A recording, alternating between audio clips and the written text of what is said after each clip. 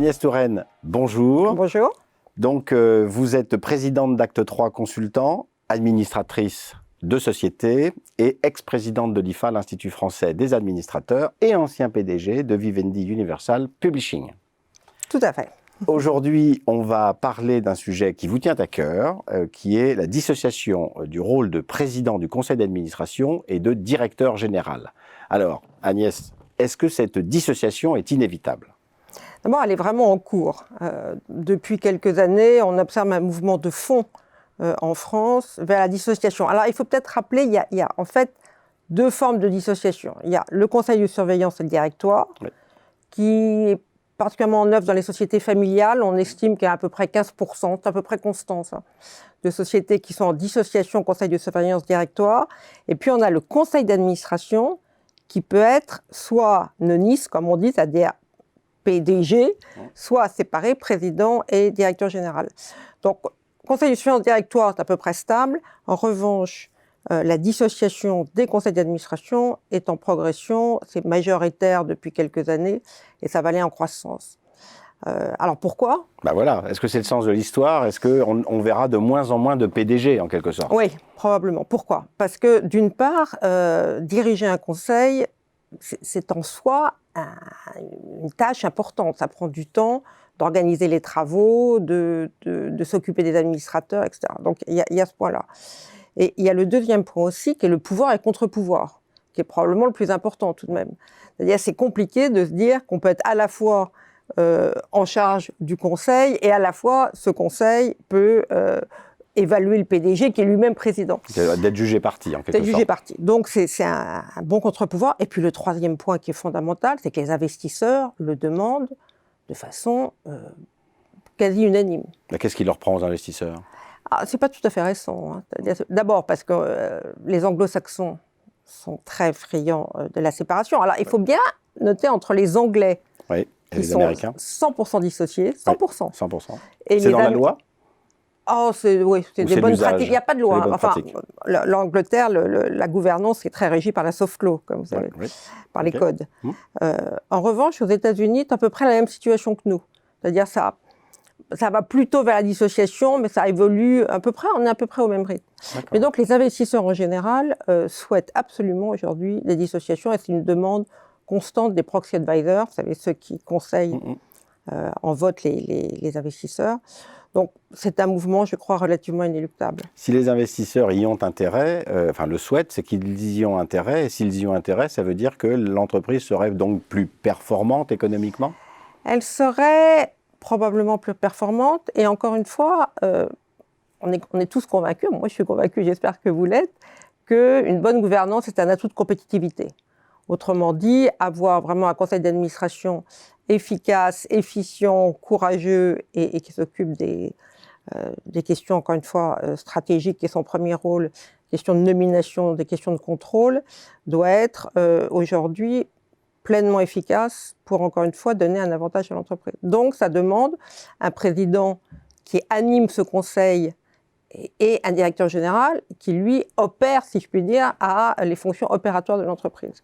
Il n'y a pas un risque de conflit de personnalité, parce que théoriquement, on va dire que la dissociation des pouvoirs paraît, pertinente, jusqu'à ce que le président et le directeur général commencent à diverger sur les décisions stratégiques, par exemple. C'est effectivement fondamental, d'où l'importance pour le président aussi de bien rester à sa place.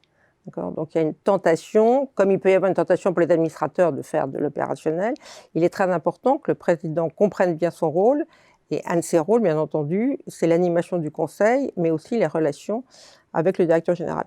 Ça peut arriver parce que nous sommes tous des humains, mais c'est dans les choix, quand on fait dans un conseil le choix du président ou du directeur général, on fait très attention aux personnalités. Alors maintenant, il y a un cas particulier, qui est très français, qui est l'ancien PDG qui devient président.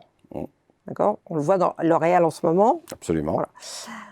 Alors ça... Schneider Electric. Schneider Electric. Alors là, il y a des débats très importants entre ceux dont je suis qui pensent que ce n'est pas forcément une bonne chose, ou en tout cas ne devrait pas excéder 2 ans, et ceux qui pensent que c'est très important, etc. Mais évidemment, on peut penser que pour un directeur général, un nouveau directeur général, qu'il soit interne ou externe, avoir l'ancien PDG qui vous souffle dans le cou. Voilà, donc c'est un débat très important, enfin c'est un débat. Est-ce qu'on peut le trancher théoriquement ou c'est à chaque fois une affaire de personne? Les investisseurs, de nouveau, n'aiment pas beaucoup, mais maintenant on peut dire que L'Oréal, ça a toujours remarquablement fonctionné. Il y a d'autres cas, qui est difficile de citer ici, d'autres cas où ça a moins bien fonctionné parce que l'ancien PDG peut peut avoir du mal à devenir président et non plus PDG. C'est en même temps, quand on a été aux commandes et qu'on n'est plus que dans un rôle, on va dire, d'observateur de l'exécutif, on peut comprendre à la fois les frustrations, j'aurais pas fait comme ça. Enfin... Exactement, c'est exactement ça. D'où, si ça va dans cette voie, il faut que le président comprenne qu'il doit être président et non pas PDG et qu'il ne peut pas donner son avis sur la chose. Mais c'est une situation compliquée et assez française quand même, hein, le PDG qui devient président.